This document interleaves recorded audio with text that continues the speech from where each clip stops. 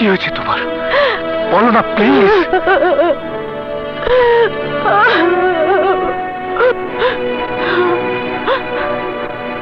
আমাদের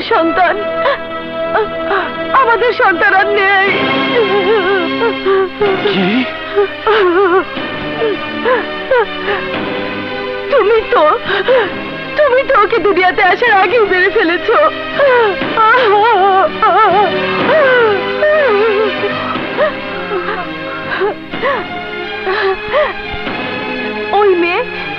ওই মেয়ে কি লাগতো তোমার, যার জন্য তুমি সবাইকে শত্রু বানিয়েছো? আমাদের সাথে তো কোনো সম্পর্কই ছিল না ওই মেয়ের, অথচ ওর জন্য আমাদের সন্তানকে হারাতে হলো। রাজা, আমি তোমাকে কোনোদিন ক্ষমা করবো না, কোনোদিন না।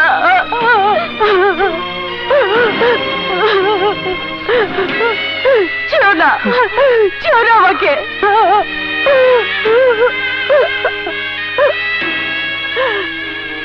তুমি তো শুধু তোমার পোশাককে ভালোবাসো, তোমার ডিউটিকে ভালোবাসো, তোমার জিতকে ভালোবাসো। আমার কি হবে তা কোনোদিন ভাবনি, কোনোদিন ভাবনি। কি বলছো লায়লা? তোমাকে ছাড়া তো আমি বাঁচতেই পারবো না। মিথ্যা বলছো তুমি। না লায়লা, দেখো লায়লা, তুমি যেভাবে চাইবে তাই হবে আজ থেকে। সত্য বলছো? হ্যাঁ। তাহলে তুমি ওই কেসের সবকিছু ভুলে যাও। আমাদের কারোর সাথে কোনো দুশ্মনী নেই। আমরা কালই এই শহর ছেড়ে চলে যাব। কাকে তুমি শহর ছেড়ে চলে যেতে বলছো মা?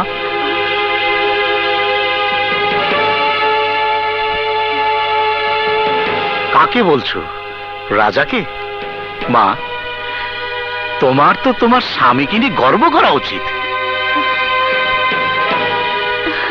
দেখো মা, বাংলার নারী কোনোদিন স্বামীর বাধা হয়ে দাঁড়ায়নি, তুমিও হয়েও না।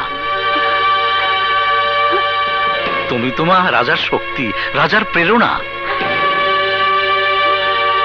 তুমি ওর দুর্বলতা হও না মা, দুর্বলতা হও না।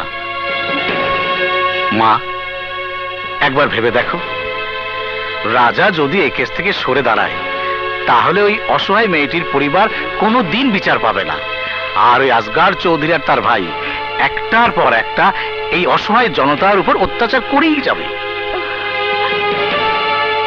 মা, আমি নেতা হিসাবে নই, অসহায় বাবা হিসাবে তোমার কাছে হাত জোর করে মিনতি করছি, রাজাকে তুমি এ পথ থেকে ফিরিও না মা, ফিরিও না।